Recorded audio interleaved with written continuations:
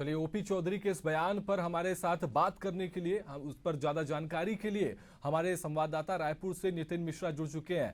जी Nitin, OP Chaudhary का बड़ा बयान सामने आया है। उन्होंने कहा कि ये जो घोटाला हुआ है उसका अब दूध का दूध और पानी का पानी हो जाएगा। ये नोटिफिकेशन भी जारी कर दिया गया है। पीएससी घोटाले के लिए जो कांग्रेस के शासनकाल में जो घोटाला हुआ था उस पर नोटिफिकेशन जारी हो गया है। अब सीबीआई इसकी जांच करेगी। इसको किस तरह से देखा जाना चाहिए?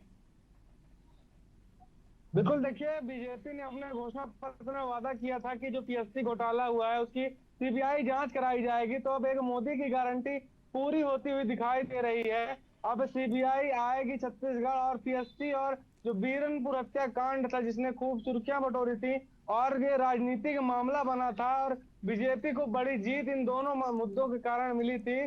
तो अब सीबीआई छत्तीसगढ़ आएगी और इन दोनों मसलों की जांच करेगी। ओपी चौधरी ने जो बयान दिया है कि दूध का दूध और पानी का पानी हो जाएगा, तो जो पीएससी मामला है उसमें आरोप लगाया था बीजेपी ने कि 2021 की पीएससी भर्ती में बड़े घोटाले हुए हैं, सीटों की खरीद फरोख्त हुई है। जिसके बाद जो है बीजेपी ने सड़क से लेकर सदन तक इसकी लड़ाई लड़ी। जब बीजेपी के 15 विधायक हुआ करते थे तब भी बीजेपी ने ये मुद्दा सदन में उठाया था, और कई बड़े बड़े आंदोलन पूरे छत्तीसगढ़ में देखने को मिले थे। अब ये बड़ा जो उपलब्धि मिली है एक तरह से बीजेपी को भी, क्योंकि बीजेपी ने जो है कांग्रेस सरकार के समय में लगी हुई रोक को हटा लिया है सीबीआई से। एक बार फिर से सीबीआई को जो छत्तीसगढ़ में जांच के लिए अनुमति मिल गई है। तो अब अलग अलग जो संवेदनशील मामले हैं उसमें अब सीबीआई अपना सीधा इंटरफेयर कर सकेगी, उसमें सीधा हस्तक्षेप कर सकेगी, और अलग अलग मामलों की अब सीबीआई जांच हो सकेगी। और इसी कारण जो ओपी चौधरी है वित्त मंत्री, उन्होंने सीधा कहा है कि दूध का दूध और पानी का पानी होने में अब ज्यादा समय नहीं लगेगा। जी सिद्धांत जी बिल्कुल, अगर बात की जाए ओपी चौधरी के बयान की तो इसके क्या सियासी मायने हैं? क्योंकि उन्होंने कहा कि हम जब विपक्ष पे थे तो तब उन्होंने लड़ाई लड़ी थी, सड़क से लेकर संसद तक उन्होंने लड़ाई लड़ी थी। अब इसको किस तरह से देखा जाना चाहिए? क्या जो इसमें पूर्ववर्ती जो सरकार थी, कांग्रेस की सरकार थी, उसमें भी किसी बड़े चेहरे को इस पर आरोपी या फिर बनाया जा सकता है? क्या उनमें कोई बड़ा अपडेट इस पर आप बता सकें?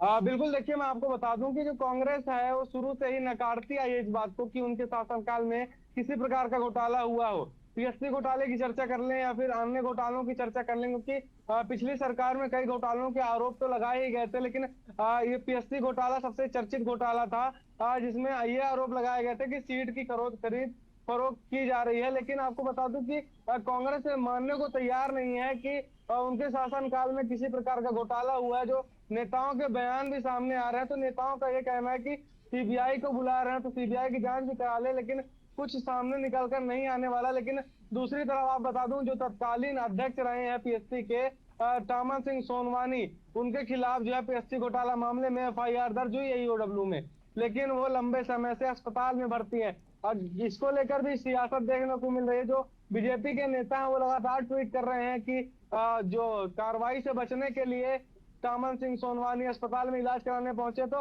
तमाम जो है इस मुद्दे ने सियासी रुख पकड़ा हुआ है। सियासी जो रास्ता है वो बढ़ता चला जा रहा है, और पीएससी जो है अब लगातार कई दिनों तक चर्चा का विषय बने रहने वाली है। जो अगला महीना होगा, मई का महीना, उसके शुरुआती हफ्ते में जो है ये सीबीआई की जो टीम है वो दिल्ली से छत्तीसगढ़ आएगी, और ये दो बड़े मसले जो है बीरनपुर हत्याकांड और पीएससी का जांच मसला जो है उस पर जांच करेगी। और देखने वाली बात ये होती है सिद्धांत की, अब जो सीबीआई की जांच में क्या सामने आता है, किसको सजा मिलती है या फिर किसको जांच के दायरे में लिया जाता है। जी जी बिल्कुल नितिन, आप इस पर नज़र बनाए रखिए और तमाम अपडेट्स आपसे हम लेते रहेंगे। तो ये बड़ी खबर हम आपको लगातार दिखा रहे थे, जहां ओपी चौधरी